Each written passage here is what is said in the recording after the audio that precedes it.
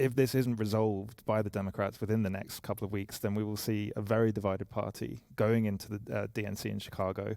And again, lacking any sort of united front that they can use to challenge Trump come November. Let's look at the story that broke while we were on air. It's in the Washington Post, and it tells us that Barack Obama, according to this report, has aired private doubts about the viability of Joe Biden's candidacy. He's said to have shared those doubts with his associates. Those thoughts and those conversations have made their way to the Washington Post, and it is the biggest name so far to have reportedly sort of joined the list of people with such doubts. Catherine, what about the significance of that report? This is significant. I mean, this is a hugely popular former president, still beloved by so many in his party, and was the president that Joe Biden was vice president for. So this is significant if it's true. We have to see what he says publicly. But it really just adds to this pile-on that we've seen in recent days. Private conversations with congressional leaders, that some of the details of which have leaked out, pushing Biden to look at polls.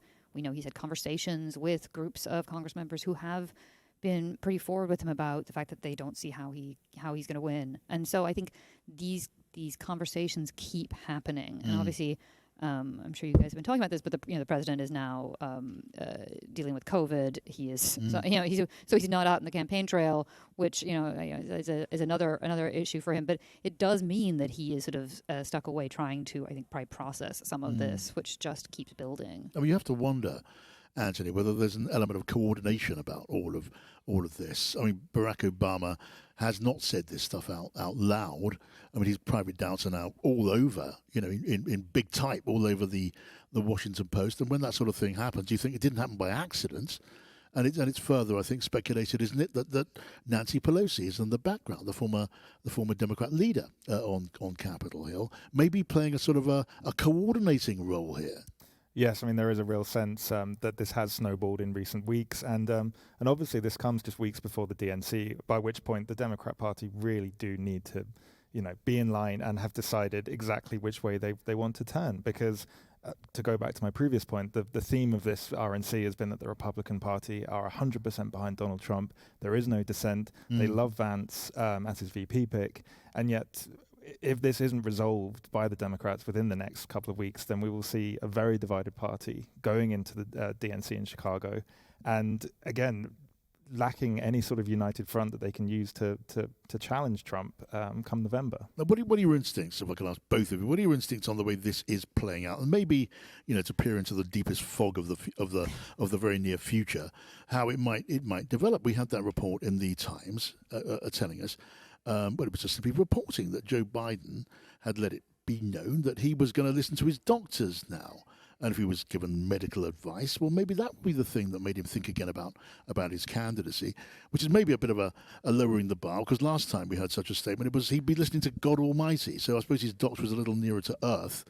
Was that significant? I mean, he's offered a range of different things. I mean, he's been over the last couple of weeks. He said he would listen to God. He said he would listen if he was presented with polling that showed that he couldn't win. He did say, if he got hit by a train, and as well listen to his doctors. I mean, he is sort of processing this in real time. I mean, I think the next couple of days are obviously going to be significant. Once, as the convention ends, does this drumbeat get louder? Do these calls get louder?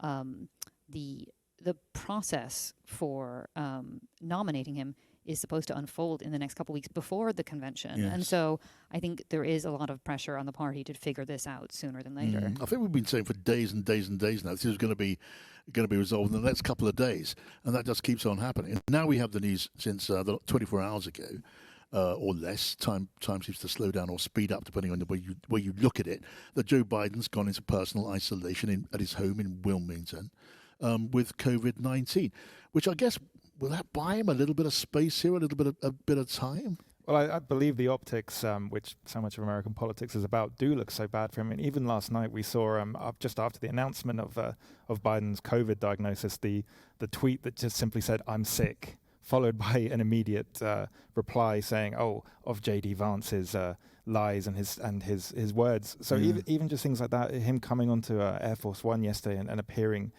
to walk very gingerly again. I mean, it doesn't present a strong leadership, and it doesn't present a sort of strong platform that the Democrats can use to build around and to sort of face what seems to be an incredibly united Republican Party. Yeah, I mean, I wonder, what are we waiting for now? If we're getting this sort of word out of, Camp Obama, someone close to Obama, and there have been those signals from other big players in Washington D.C. on Capitol Hill, from Chuck Schumer, from Hakeem Jeffries, the top Democrats in either house of Congress. What more? I mean, what's it going to take to bring this thing to a decisive point? I mean, I think a lot of people have been trying to give Joe Biden some time. I mean, I think the thing that's challenging about this for Democrats is none of these people dislike Joe Biden. A lot of them like him. They like him, and a lot of them have great affection for him. And so I think that is why we are seeing this unfold somewhat public, initially privately. Some of it's private, some of it's public. They're doing this sort of dance, and I agree. There's a constant sort of like it's about to happen, and we have to see when it does. But it's this is an interfamily struggle, and that's hard for people. Yeah, I think one of our guests on the show yesterday was saying it's going to need someone with the surname Biden to decide what this is, how this really finally plays out. Thinking obviously of Jill Biden, Joe Biden's wife, Dr. Jill Biden, or his sister Valerie, because you don't get closer to Joe Biden than all of that. But Anthony, I don't know. I'm just, maybe I'm simple. I'm simple-minded political journalist, and I say, at what point does gravity kick in? At what point does the impossible become clearly unavoidably unavoidable? I mean, I can recall cases back in our politics in the United Kingdom when we saw quite recently Boris Johnson, if you remember Boris Johnson, because he's been here in Milwaukee in the last couple of days. He was the Prime Minister, and he was one that was judged to be a liability to his party, and he seemed determined to carry on as Prime Minister, though there had been 50 resignations from his government. Against all the laws of science, he believed that he could hang on in there. And I can remember back in the day, a guy, Charles Kennedy, if you're nodding, you know who I mean about that. He was once the leader of one of the smaller parties, the Social Democratic Party, and he's hung on in there. He had personal problems. They were rising up in mutiny against him, and he thought he could stay in there. Of course he couldn't. And now Joe Biden. You know Joe Biden, both of you, vastly better than I do. Have you been surprised by, is stubbornness the word?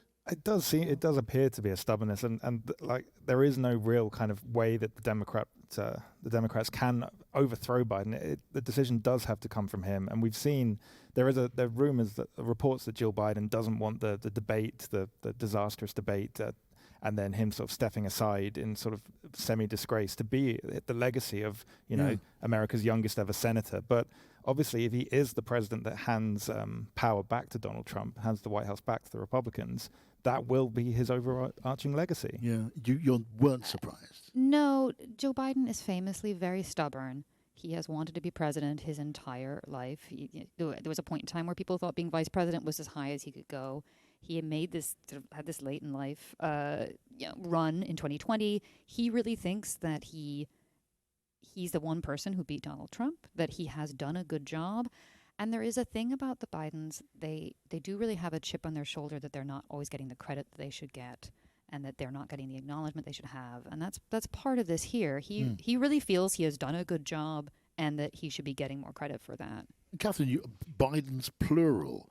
There's a kind of family collective attitude to this. There's a family feeling there often, yes, that they're fighters, that they want to keep fighting, that it's sort of them against the world. Yeah, okay. Well, we'll carry on with this one because, who knows what might develop in the next 15 seconds, never mind the next couple of days. We've only got the next, 15 minutes or so before I've got to wind up this conversation. However, let's make the most of it. This is Pino and Friends here on Times Radio, the election station, coming to you live from the Republican National Convention in Milwaukee.